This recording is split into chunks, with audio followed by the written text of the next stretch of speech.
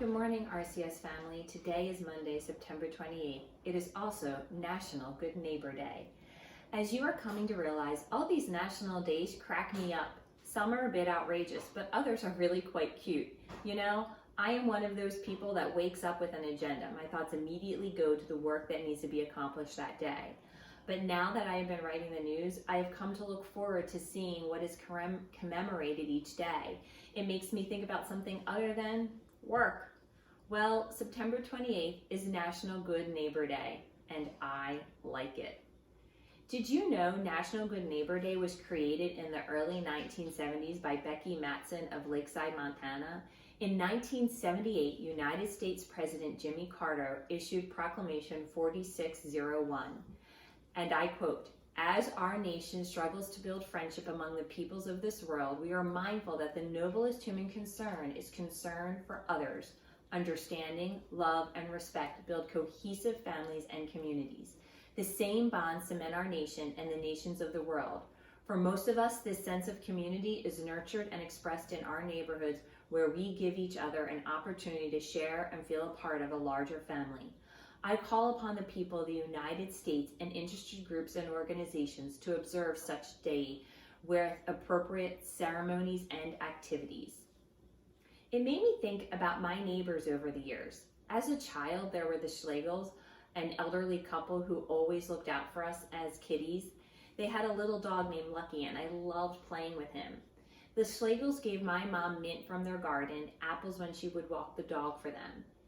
There was an easy give and take. Caring for one another was not a chore, it was just part of our life. There was no thought involved. Just like all the kids in the neighborhood playing outside together, running through sprinklers when it was hot but before the local pools were open, playing jailbreak and kick the can at night, parents sitting out on porches together chit-chatting. As neighbors, we celebrated birthdays, communions, and graduations. We shared losses too, job losses, the loss of loved ones. It was commonplace for a neighbor to show up with a dinner prepared when someone was sick or in the hospital.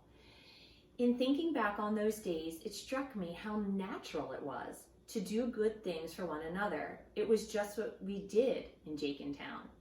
There is a piece of me that misses those days, even though my experience as a young mom on Hawthorne Avenue were quite the same. Neighbors talking to one another, supporting one another, our children playing together. And I hope the students and families at RCS come from similar neighborhoods. It is a beautiful thing to live in a good neighborhood. You know, my mom always talked about Mr. Rogers. It was a show that was on Channel 12 PBS for as long as I can remember. I hadn't really watched it much, nor did my children, but because today is National Good Neighbor Day, I researched Mr. Rogers' Neighborhood and Mr. Rogers. I watched a movie last night. What I learned fascinated me, and if I am being honest, I'm a little disappointed in myself because I have been blessed with good neighbors, but I had to ask myself, have I slowed down enough to be one in return? Upon receiving an Emmy for Lifetime Achievement, Mr. Rogers asked a room full of entertainers to pause for 10 seconds and think about the people who have cared about them and who wanted what was best for them in life, who helped them become who they were meant to be. I tried it, and tears filled my eyes because the answers were immediate. My mom, Mr. and Mrs. Ring, my grandmother, my aunts and uncles, Mr. Shields, Miss Mamrell, Mr. Cooney, and Miss Daly, my friends, my husband. I even thought about some of the people who have hurt me the most because they taught me who I did not want to be. They were a blessing too. So do it right now. Take 10 seconds to think about the people who have cared about you and wanted what was best for you in life, who helped you become who you are. I'll keep the time.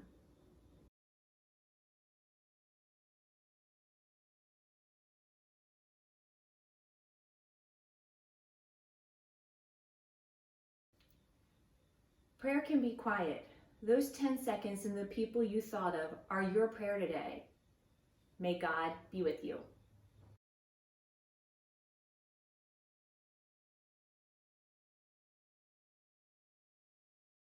I pledge allegiance to the flag of the United States of America and to the republic for which it stands, one nation, under God, indivisible, with liberty and justice for all.